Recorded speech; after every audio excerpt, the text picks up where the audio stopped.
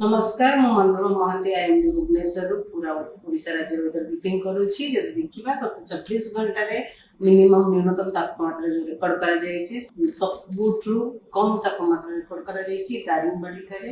15 degree Celsius Koraput रे 15.4 degree Celsius even हमर जदि देखिबा डिपार्चर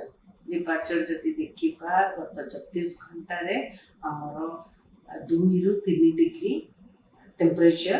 फॉल होती कमी गत 24 घंटा रे आ मोस्टली आमर नॉर्थ ओडिशा माने उत्तर ओडिशा एवं दक्षिण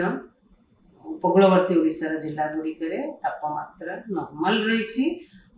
दक्षिण अभ्यंतरीण ओडिशा रे तापमात्रा अप्रिशिएबल एबव नॉर्मल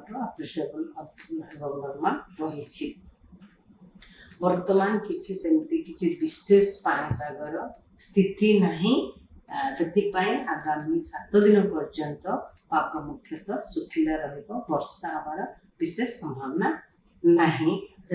वार्निंग भी हेवी रेनफॉल वार्निंग भी किछि नहीं आ तापमात्रा जदि आगामी 5 दिन देखिबा